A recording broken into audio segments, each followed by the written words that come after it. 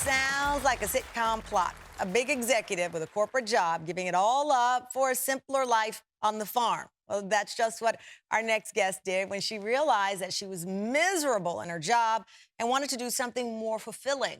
Less than 5 years after taking that leap, Meredith Bell became one of the most sought after chicken farmers in California, even supplying Michelin star restaurants. How did she do it? Well, she taught herself farming 101 with help from the internet. Hi, Tamron. My name is Meredith Bell, and I am a farmer in Bakersfield, California. Years ago, I was living in San Diego, working in food and beverage sales, and I had gotten to kind of the height of my career and had realized that for me to be happy, I needed to make a change in my life. What I really wanted to do was to be able to connect people to their food. So I found 20 acres of land in Kern County. When I started farming, I didn't know a single thing about it. So I really relied on a lot of internet searches and looking through videos to see, how do I build irrigation? How do I look at tractors differently? We had been farming it for about 6 months and we're getting ready to harvest our very first crop. And the farm ended up getting completely flooded. It was the worst flood that's happened in 30 years. I sat there and looked at it like, oh my gosh, what do I do now? I have nothing. The only way I could keep this farm afloat was to raise chickens. I always imagined myself running through vegetable rows, it was never about being a chicken rancher. But once we started to raise the chickens, Michelin star chefs were coming up to me and saying, I want your chicken in my restaurant. And there's definitely days where I look at it and think like, oh my gosh, what did I get myself into? And like, how certifiably crazy am I to have done this? And then other days, you get customers that are like, my kids will only eat your chicken now. It makes me realize like, this is exactly what I should be doing. And through all the struggles and hardships that we faced, I know that this is the path and it's the right path for me. Joining us now from Autonomy Farms in Bakersfield, California is Meredith Bell. Meredith, I've got about 3,000 questions. Let's start at the beginning here. So what do you find on the internet when you Google how to be a farmer?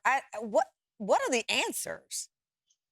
Oh my gosh, it can start everywhere. I mean, I think it's everything from how to do irrigation, how to do drip. And a lot of it is about just the business aspects, but also just knowing what your region can grow and what your climate is and really embracing that. So initially, the plan, as you pointed out, was to be, farming the land and green vegetables and all of those things that you were going to invest in. And then you had to make a pivot to raising chickens. Did you go back online to learn how to raise chickens?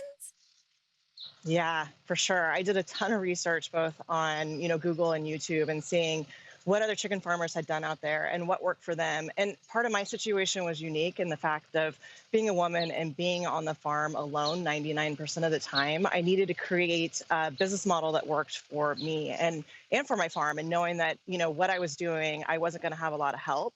And so I was able to find, different business models that I could say, okay, I could take this aspect, but I need to switch it so that way it works for, me doing this alone. I got to tell you, my mind is blown because I think the last time I Googled anything with chicken was a recipe like how to make chicken parm. And you are Googling how to raise chickens, but how to do irrigation. I mean, looking at that video and knowing you had no background in that business, it blows my mind because this is more than throwing out a little organic feed for the chickens.